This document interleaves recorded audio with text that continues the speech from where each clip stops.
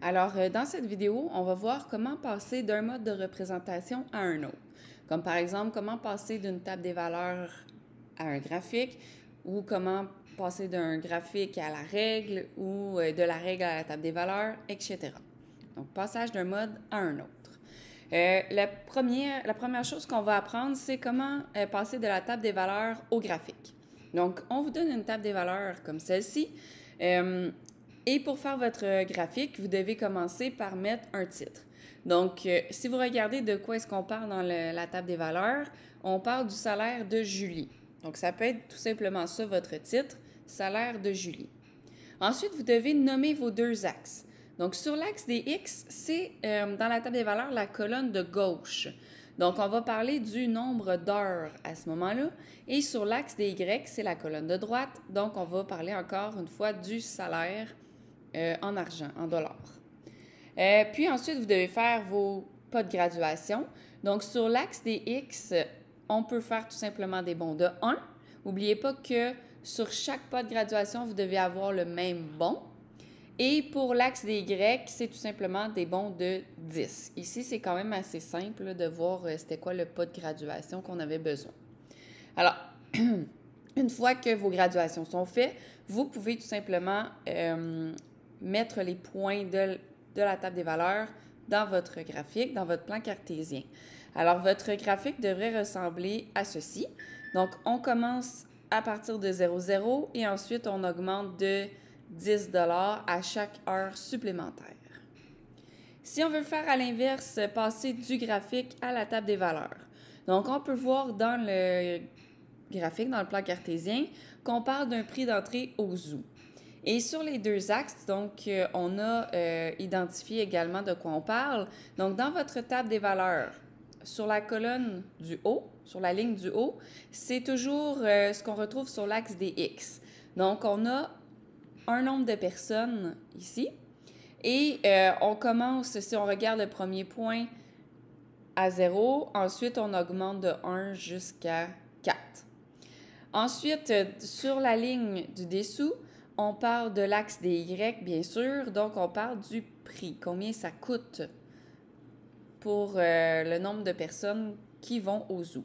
Donc, si on regarde les points en rouge, lorsqu'il y a 0 personne qui va au zoo, donc évidemment, ça ne coûte rien, donc 0 $. S'il y a une personne qui va au zoo, ça coûte 16 $. Pour 2 personnes, 32 $. Donc, ça augmente de 16 $ à chaque fois qu'il y a une personne qui s'ajoute. Donc, votre table des valeurs devrait ressembler à ceci. Si on veut, par exemple, passer de la règle à la table des valeurs, donc je vous ai donné la règle qui est ici, S est égal à 9H plus 12. Vous devez savoir que le S représente le salaire de quelqu'un et le H, le nombre d'heures travaillées. Alors, si on veut analyser la règle, le 9 ici, c'est 9 fois le nombre d'heures. Ça veut dire que la personne travaille pour 9 $ de l'heure. Et le plus 12, ça veut dire que dès le début de sa journée ou dès le début de sa semaine, peu importe, elle a 12 $ reçus. Ça peut être, par exemple, une personne qui fait du tip à chaque jour. Donc, ça peut être 12 $ de tip par jour, par exemple. Dans la table des valeurs, sur la ligne du haut, c'est l'axe des X, comme toujours. Donc, ça va être le nombre d'heures qui va se retrouver là. Et dans cette colonne-là, vous pouvez décider le nombre d'heures que vous voulez mettre. Moi, j'ai décidé de mettre 1, 2, 3, 4, mais vous auriez pu mettre 5, 10, 15, 20 ou 2, 6, 7, 8. C'est votre choix dans ce cas-ci. Pour le salaire, par contre, ça, c'est pas votre choix. Vous devez respecter la règle. Donc, admettons que cette personne-là a travaillé 1 heure dans sa journée. Pour trouver son salaire, vous allez prendre votre règle et vous allez remplacer le H, qui est le nombre d'heures, par 1. Et là, vous faites tout simplement le calcul. 9 fois 1, ça donne 9. Et 9 plus 12, ça donne 21. Donc, pour 1 heure dans sa journée, cette personne-là va faire 21 $.